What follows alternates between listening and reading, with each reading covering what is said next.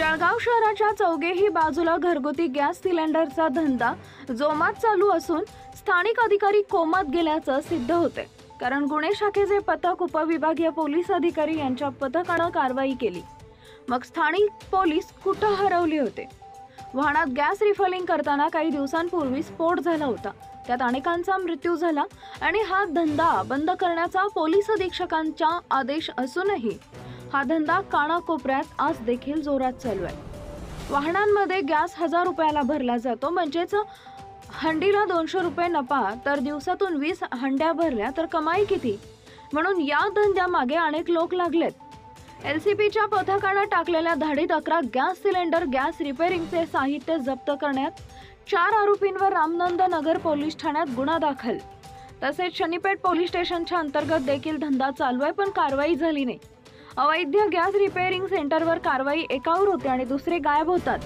Police अधीक्षकांनी शहरातील अवैध रीतींचा सुरू असलेला गॅस रिपेअरिंग सेंटरवर कारवाई करण्याचा धडाका असं चालू राहू द्या व गॅस भरण्यासाठी लागणाऱ्या मोटारी, 2 वजन काटे असं एकूण 2,01,000 रुपयांचा मुद्देमाल जप्त करण्यात आलाय। या प्रकरणी वसीम चंगाशाह राहणार पिंजळा, फिरोज अलाउद्दीन शेख राहणार पिंपळा हुडको, जुबेर खान उस्मान खान पठाण राहणार पिंपळा हुडको, अखलाक खान जहागीर राहणार ख्वाजा नगर परिषद गुन्हा दाखल करण्यात आलाय।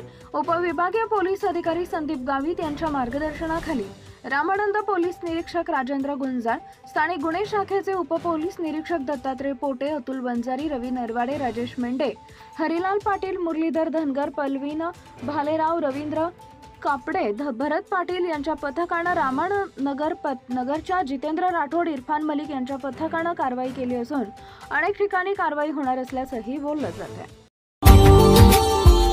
Subscribe now and press the bell icon. Never miss an update.